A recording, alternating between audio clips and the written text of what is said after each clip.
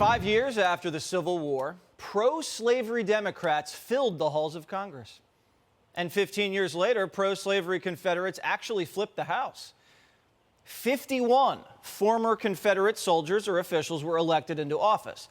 Even the vice president of the Confederacy, Alexander Stephens, an arch secessionist, landed a seat in Congress.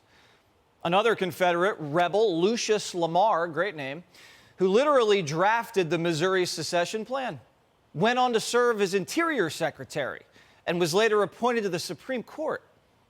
But how is that possible?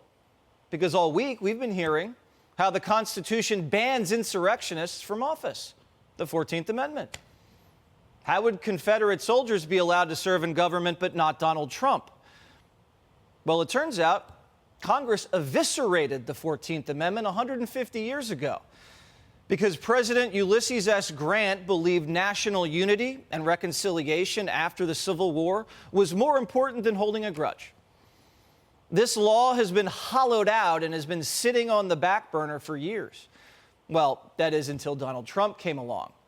And like every previous attack, lunatic liberal lawyers resuscitate an esoteric legal theory from another century to prosecute the former president with.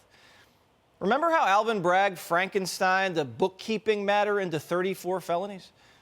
Or how Special Prosecutor Jack Smith's now having to beg the Supreme Court, are we allowed to charge the president? Because his case is so arcane. The ballot stripping is just another Hail Mary to steal your vote because Biden's shot. Here's constitutional scholar Stephen Colbert. Removing the guy who tried to overthrow a democratic election is actually pro-democratic. That's like saying it's anti-hen to keep the fox out of the hen house. Let the chickens decide whether he finds them delicious. But did you actually kind of hear how casually Colbert says the phrase, removing the guy? We're just removing the guy. You know, the guy who 74 million people voted for last time. You know, we're just going to remove him? Who cares what 74 million people want? It's pro-democratic. It's pro-democratic to ignore the will of the people. Democrats are treating this like the Civil War, which they promised would happen if Trump got elected, remember? They say if Trump's elected, Colorado's gone. You got to give it up for Colorado. They're the first state to legalize weed and illegalize Trump. Yeah, they banned him from the ballot. If Trump ends up winning in 2024, don't be surprised if Colorado suddenly becomes East Utah. Are Democrats planning to start a second civil war? Because this is going to end the same way the last one did.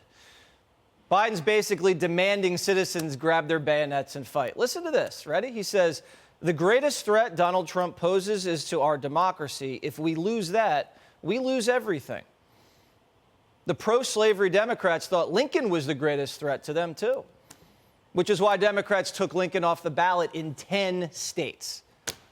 Today, they're stripping Trump off the ballot in Colorado, and Democrats in 17 other states are trying to boot him, too. Or, as Colbert says, remove the guy.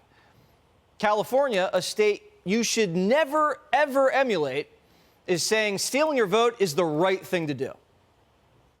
When the Supreme Court of Colorado determines in an examination of the facts that Donald Trump is an insurrectionist and therefore is disqualified from being on the ballot, certainly here in California, we have to look at that information and make the same determination here.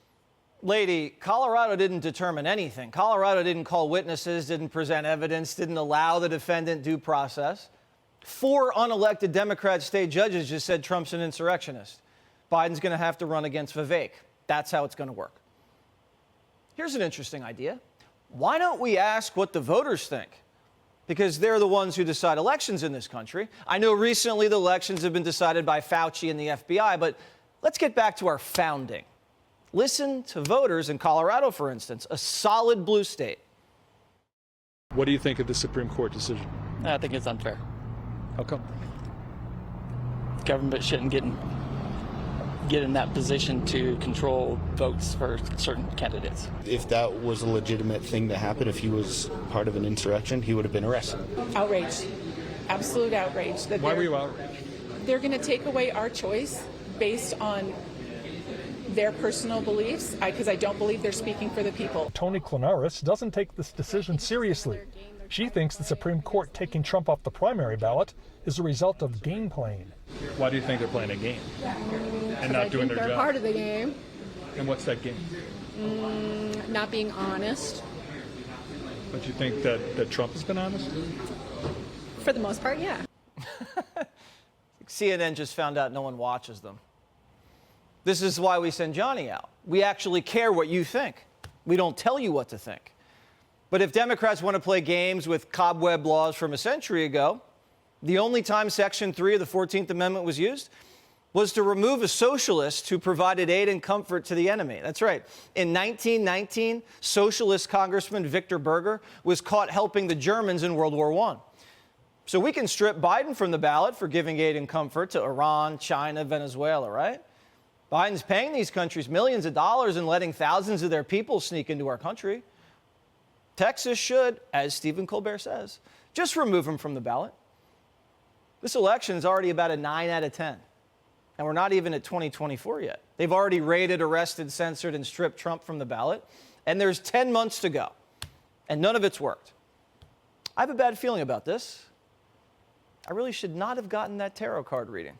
Hey, Sean Hannity here. Hey, click here to subscribe to Fox News YouTube page and catch our hottest interviews and most compelling analysis. You will not get it anywhere else.